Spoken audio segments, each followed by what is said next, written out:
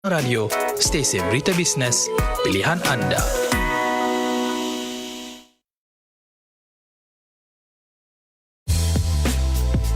Kabar petang Bernama Radio.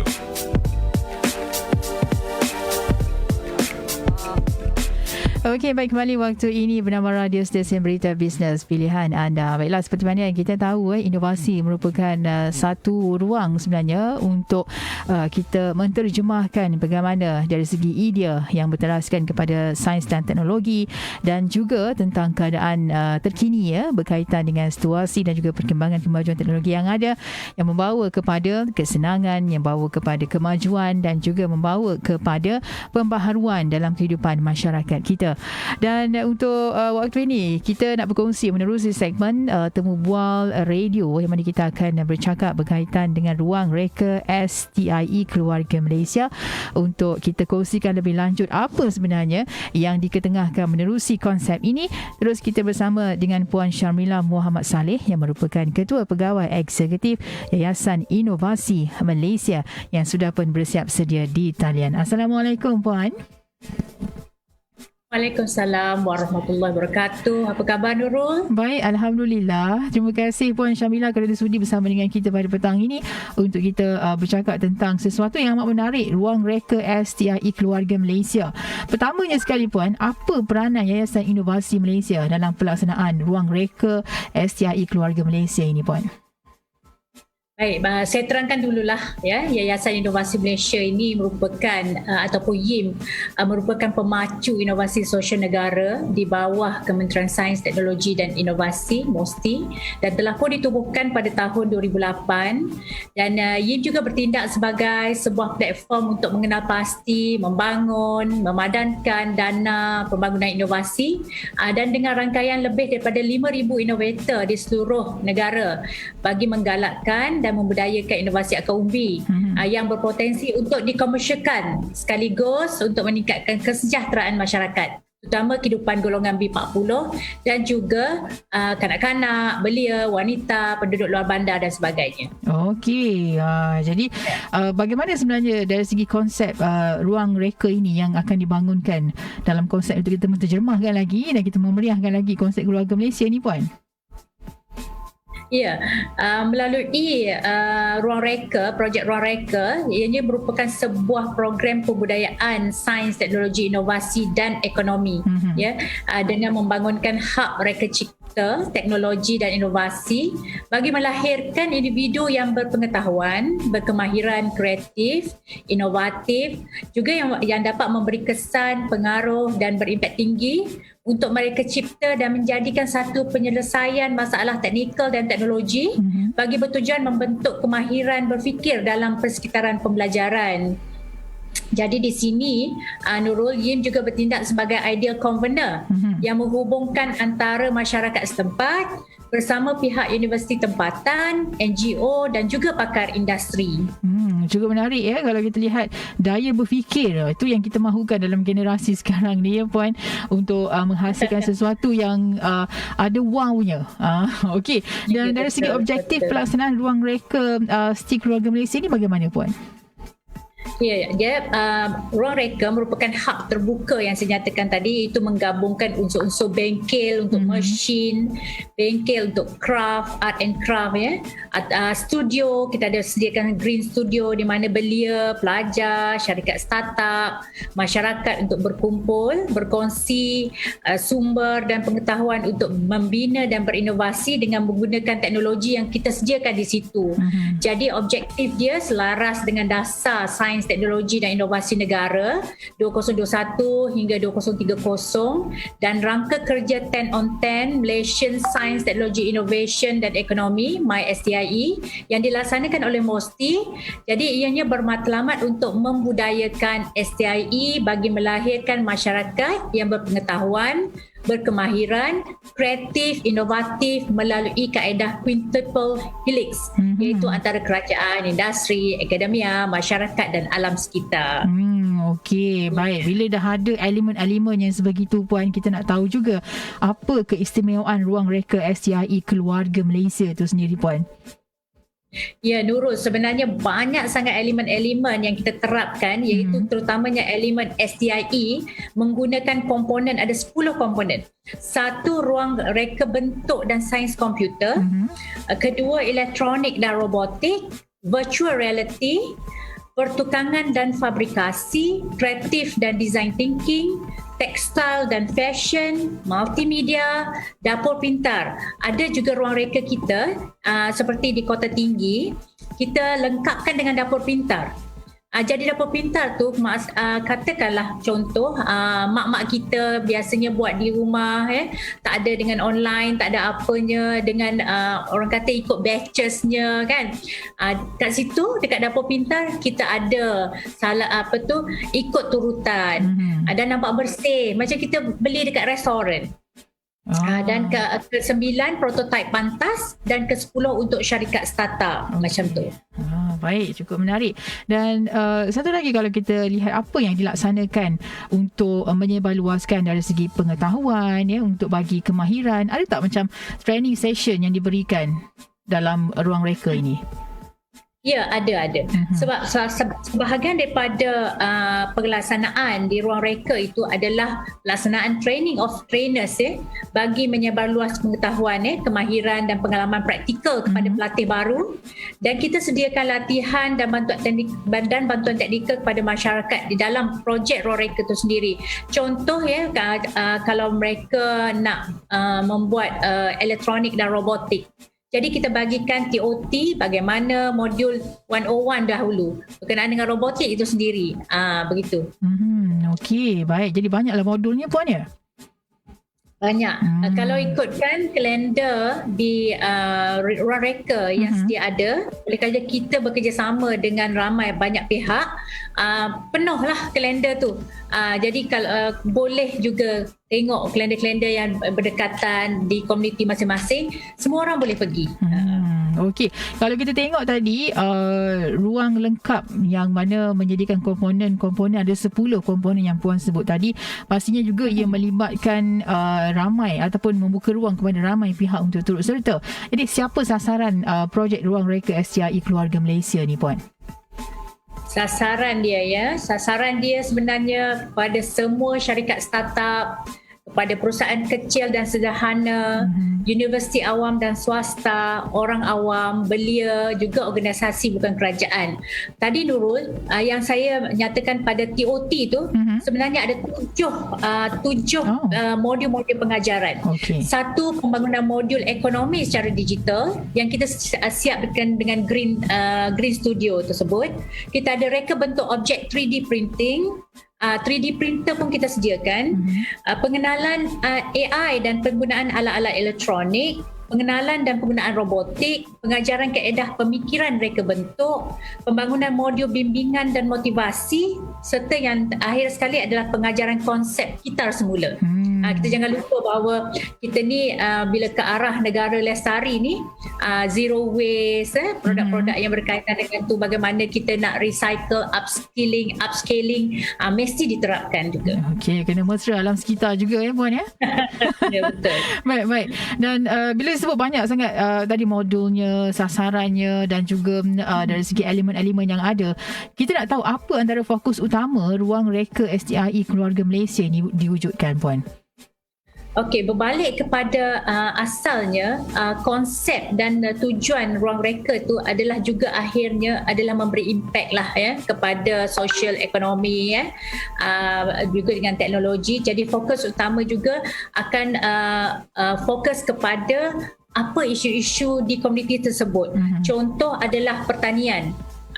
Kesukaran, ada isu-isu cabaran mereka tentang kesihatan, tentang pendidikan, alam sekitar dan juga pemeliharaan warisan. Kita ni sekarang ni, kalau Nurul boleh bagi tahu saya juga, orang yang buat keris, buat parang, berapa orang dah tinggal dekat Malaysia ni? Maksudnya betul. Dah makin kurang Itu pun kalau dapat coverage dekat TV puan, itu yang kita tahu. Yang kita tak tahu tu macam mana kita nak cari tu. Ya, sangat. Jadi memang kurang. Dah tinggal, saya rasa, silap saya dimaklumkan 3-4 orang saja yang tinggal yang betul-betul pakar sekarang. Ya. di Malaysia. Okey, baik. Ini antaranya saya rasa bila nak belajar, nak alihkan ilmu yang dilakukan dengan cara tradisional, dibawa ke peringkat ataupun diinovasikan dengan cara teknologi sekarang ini. Ini anak muda saya rasa kalau terlepas peluang belajar ni sangat-sangat rugi. Terutama sekali macam nak buat keris tadi puan ya. Kalau anak betul. muda terlepas peluang ni sangat rugi. Generasi depan nanti tak tahu dah macam ni keris. Malah keris tu pun tak tahu apa nanti. Okey. Ya, saya sendiri pun baru belajar bahawa keris rupanya untuk orang perempuan lain Ya. load dia lain, keris untuk orang lelaki lain jadi itu pun saya belajar. Saya kata ada perubahan. Saya ingatkan sama je. Saya sendiri pun kurang tentang pemeliharaan warisan ini. Begitulah. Menarik. Tapi kalau macam selalu kan kita tahu kuih-kuih tradisional ataupun ada kuih yang dikategorikan sebagai pupus ya. Ini sebenarnya ada usaha tak puan dalam kategori ataupun dalam ruang reka STI Keluarga Malaysia ni macam makanan-makanan tu? Ya, kalau Nurul pernah dengar botok-botok, saya tak tahu Nurul daripada orang mana, tapi kalau botok-botok ini Johor. daripada Johor ya. Okey, bila kita buat penyelidikan, semua orang boleh buat botok-botok ni. Daripada segi paste dia, daripada segi bahan-bahan dia pun boleh. Tapi rupanya sekarang ni kalau bahan asal ada tak silap saya 27 jenis herba. Wow. Tetapi sekarang ni hanya 12-13 jenis sahaja yang dimasukkan ke dalam masakan tu, botok-botok ni. Jadi yang lain tu ada. Tapi oleh kerana kesukaran untuk dapatkan bahan tersebut, makanya ianya tidak lagi jadi premium macam orang dulu. Sebab patutlah kita pun tak awet muda macam orang dulu kan. Betul.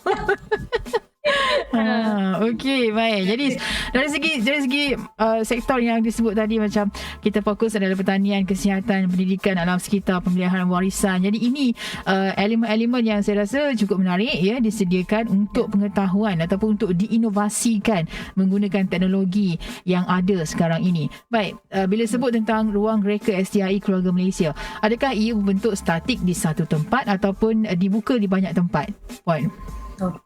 Okey, setakat ini kita ada 4 dah Nurul. Satu lokasi telah pun dirasmikan dan dibangunkan di Paroi Negeri Sembilan, di Perumahan Awam di Paroi. Kemudian satu lagi di Hiliran Terengganu, PPR Hiliran Terengganu, di Kota Tinggi Johor, dan juga yang terbaru adalah di PKD Pusat Komuniti Daerah Layang-Layang di Kluang Johor. Jadinya itu keempat. Jadi yang akan datang akan ada 8 lagi yang kita akan semuanya ke negeri-negeri lain ya. Seperti di Kuala Lumpur juga ada, di Selangor juga akan ada, Melaka, Perak, Kedah, Kelantan, Sabah, Sarawak, semuanya ada. Okey. Jadi apa ciri-ciri pemilihan untuk STI ini dibangunkan di satu-satu tempat puan? Apa atau elemen-elemen yang dipilih tu? Okey, sebenarnya kalau ikutkan ciri-ciri dia, ianya mestilah memfokuskan kepada urban rural. Maksudnya di pinggiran bandar, dia tidak terlalu kampung dan dia boleh diakses, senang diakses, dan ianya juga tidaklah perlu kita buat bangunan baru, tak adalah, dan ianya juga ada masyarakat sekeliling yang sangat proaktif juga. Jadi di situlah itu ciri-cirinya, dan tidak adalah nak membayar sewa dan sebagainya. Jadi itulah sebabnya kita akan ada Quintuple Helix bersama dengan pihak-pihak di komuniti masing-masing tersebut. Ya. Okey, baik. Dan setakat ini macam puan sebut tadi ada 4 lokasi untuk ruang reka STI Keluarga Malaysia yang telah pun dibangunkan. Kita nak tahu juga puan, apa antara impak yang dapat dilihatlah di lokasi-lokasi tersebut puan? Okey, satu ialah yang paling ketara adalah perubahan daripada penerimaan teknologi tersebut. Jadi biasanya diorang ni takut juga dengan teknologi, tapi bila ada je ruang reka dengan cara yang lebih santai, kita tak payahlah pergi pukul 9 masuk, pukul 5 petang keluar, bila-bila saja boleh datang, dan cara penyampaian itu juga mengikut isu-isu cabaran yang ada, makanya ianya lebih diterima. Dan juga kemudiannya seterusnya adalah penjanaan pekerjaan dan pendapatan. Contoh yang macam saya kata, memang ada pengusaha-pengusaha yang memang sudah pun membuat secara kecil-kecilan produk-produk mereka, tapi mungkin tak cantik lah Tapi bila sampai ke ruang reka, dengan tambahan ilmu reka bentuk dan lain-lain, dan juga ada fasiliti green studio, bila kita ajar pendigitalan ini, teknologi dimasukkan di dalam produk-produk masing-masing, efisiensi mereka meningkat, keyakinan juga meningkat, dan seterusnya menambah pendapatan aktiviti pengkomersialan itu sendiri. Dan of course lah kualiti hidup bertambah sebab dengan ada internet dengan ada bimbingan dan motivasi keusuanan dan sebagainya, macam tu. Okey, baik. Pastinya dari segi kemahiran tu dapat dipertingkatkan. Saya suka dengan Puan sebut tadi, tak payahlah kita nak tunggu 9 sampai 5 petang kan.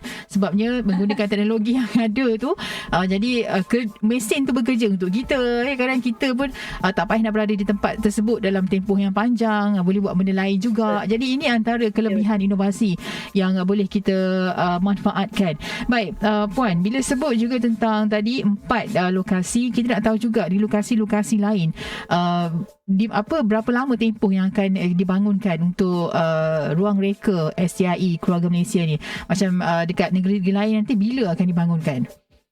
Okey, untuk sehingga bulan 6 ini kita mensasarkan ada di Kuala Lumpur, Selangor, Melaka, dan satu lagi saya tak ingat di mana. Melaka ada 4 untuk selepas Bera di Pahang.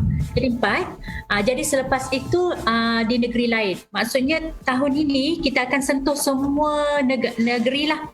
Termasuk Sabah dan Sarawak. Okey, cukup menarik. Dalam tempoh tahun ini ramai nanti yang akan lebih dekat lagi dengan ruang reka STIE Keluarga Malaysia ni, Puan. Dan perancangan Yayasan Inovasi Malaysia pada tahun 2022 bagi program-program untuk ruang reka STIE Keluarga Malaysia ni, apa antaranya, Puan?